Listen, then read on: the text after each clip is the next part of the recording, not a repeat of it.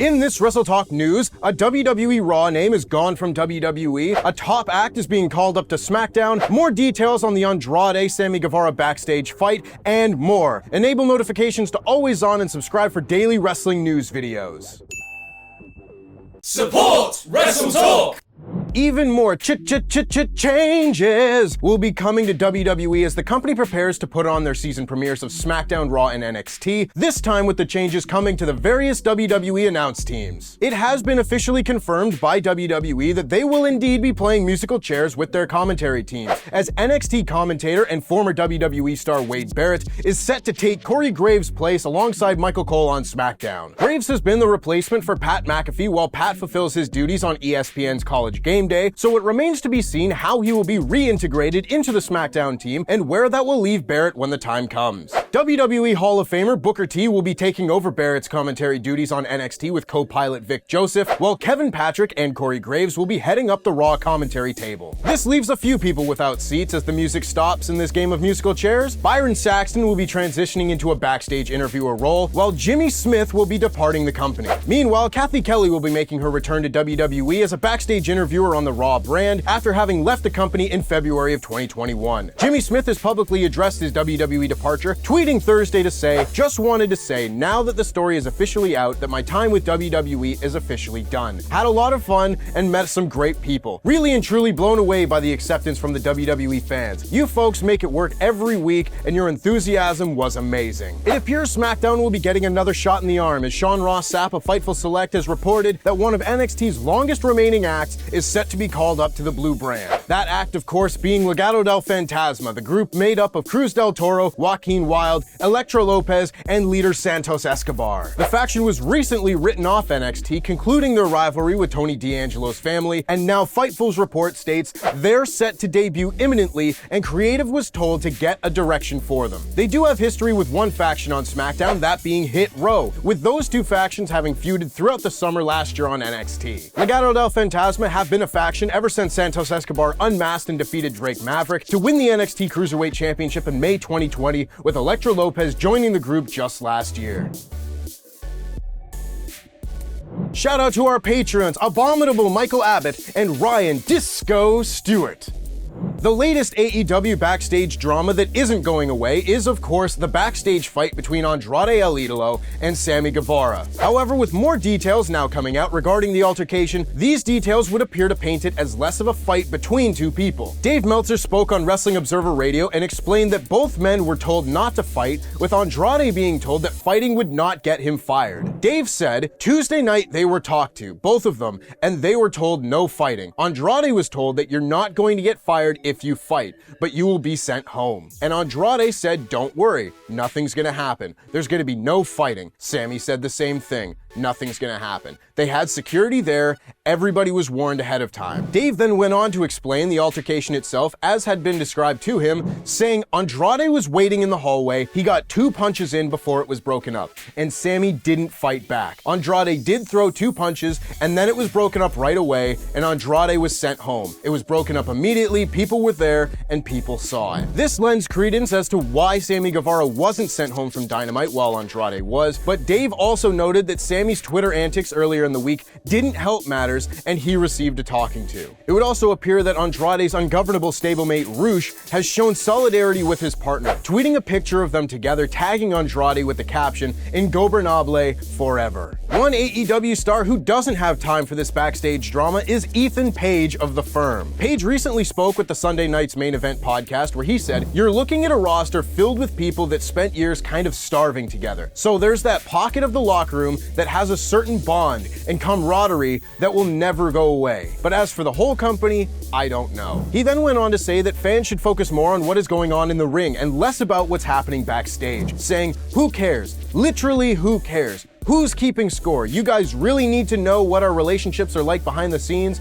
Watch the damn show." I don't disagree, but man, the behind the scenes bits have kind of been causing a ruckus lately. Cody Rhodes took to Instagram on Wednesday to take a fairly vague shot at those who look to take credit for what he has accomplished. In an Instagram story, Cody wrote, "You're clearly doing something right when others try to imitate or even take credit for things you've created. Don't take it personally. Fans remember, and that's what it's all about. Keep doing the work. While this is complete speculation, one person this could have been aimed at is current ROH World Champion Chris Jericho, who in a recent interview with AEW Unrestricted claimed people didn't know who Cody or the Elite were prior to AEW, saying, "Keep in mind, no one really knew Cody at that point. He'd been gone for years. The last time we'd seen him, he was Stardust when he left WWE. And as much buzz as Kenny Omega and Matt and Nick Jackson had, they were still mostly just regional guys. They were worldwide stars, but when it came to national TV in the States, they didn't have any experience with that. I don't think fans forgot who Cody was in the 2 or 3 years he was gone,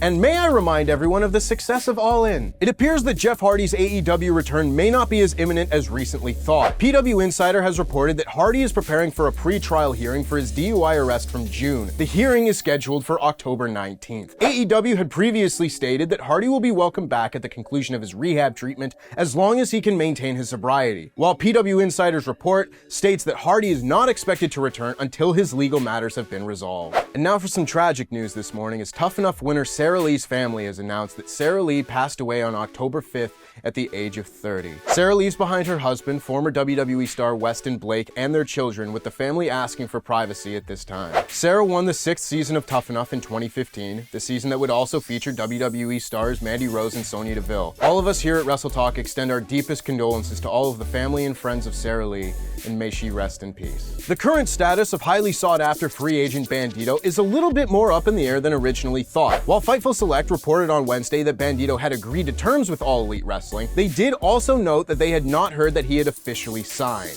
This seems to be accurate, as Bandido spoke with Lucha Libre outlet Mas Lucha, where he said he hasn't signed anything and has also received an offer from WWE. It still may be a formality at this point, with Bandido also stating that he is leaning towards AEW and saying that Tony Khan told him that he didn't want him on the roster, but needed him on the roster. Of course, things can always change before the I's have been dotted and the T's have been crossed. I mean, there's only one eye in Bandido, so that might not take very long. So we will have to wait just a little bit longer for a more official announcement to know what the future holds for Lucha Libre's greatest bandit.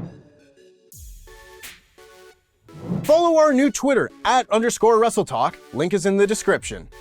Following the expiration of his AEW contract on August 31st, Bobby Fish has been a very busy boy. He's done everything from call out CM Punk on social media to show up on Impact at Victory Road a few weeks back. Well, it turns out Bobby isn't quite done keeping us all guessing. As announced by Global Titan Fight Series on Twitter, Fish will now be turning his attention to professional boxing, making his boxing debut against Ghanaian Boateng Prempeh on the same card as Floyd Mayweather versus DJ. Deji. The event will be taking place at Coca-Cola Arena in Dubai on November 13th and is sure to be must-see. Sarcasm. Tickets to the event are on sale now. What are you waiting for? Go! We'll wait. On the flip side of things, one name who's been away from the spotlight for a while now is Gable Steveson. While it had been reported by Dave Meltzer last month that Steveson had not been progressing as WWE had initially hoped, it looks like at the very least his recent WWE efforts had been put on hold due to a recent procedure for a pre-existing heart condition. Steveson has reportedly been suffering from Wolff-Parkinson-White syndrome, a heart defect that can lead to an irregularly fast heartbeat, for which he has now undergone an ablation on his heart to correct this issue. Thankfully, Steveson is now reported to be fit and healthy and once again back at the WWE Performance Center to continue his training. Speaking with ESPN, Steveson spoke of his process, saying, "Right now, I'm just hammering out wrestling with the other WWE superstars, and being able to diversify myself in there with my amateur wrestling and mixing in the pro wrestling too. I think right now, a big thing for me is taking in everything and being like a sponge. If you do that, you can only go forward." With Steveson making his debut at WrestleMania this year, suplexing Chad Gable, it will be interesting to see whether they instead shift plans now to a blockbuster in-ring debut next year in Hollywood. And from one wrestling stud to another, UFC legend Daniel Cormier is set to make his WWE debut in referee form for this Saturday's Fight Pit match between Matt Riddle and Seth Rollins at Extreme Rules. But could DC's appearance perhaps lead to him donning some boots and tights in the future? In a match with former UFC alumni Brock Lesnar, perhaps? Speaking with ESPN's Mark Raimondi, DC addressed the speculation, saying that no, I've not heard anything about that. When something like this happens, people start talking, going, "Oh my goodness, I remember when him and Brock were in the Octagon." It seems to make a lot of sense, but as you know, just because something makes sense doesn't mean it's going to happen. A potential fight between the two had been teased way back at UFC 226 in July 2018. This was around when Brock Lesnar was reportedly taking time off after SummerSlam 2018, when Lesnar confronted Cormier following his win over Stipe Miocic. The tease was very WWE-esque at the time, but never materialized into anything, so it's only natural for fans to demand some closure in the squared circle instead. Ending with some nice news coming from AEW for a change, the House of Black's Julia Hart has recently announced that herself and fellow AEW wrestler Big Shotty Lee Johnson have gotten engaged. Hart dropped the news on the AEW Unrestricted podcast, saying, "We are engaged." Now it sounds weird saying boyfriend. I'm like, what? He's my fiance. Nobody really knows that, but we also don't care. But we also didn't make a huge post about it. Similarly to how most love stories begin, Johnson asked Hart if she wanted to get pizza and watch wrestling together. Nicely done, Lee. Top effort for that one. And now they're all happy as can be. Great stuff. We here at WrestleTalk would like to sincerely offer our congratulations to the happy couple and wish them the best for their upcoming wedding. And we, of course, will be back tomorrow with our reviews of SmackDown and Rampage. I'm Tempest, your Jam That Champion. And that was wrestling.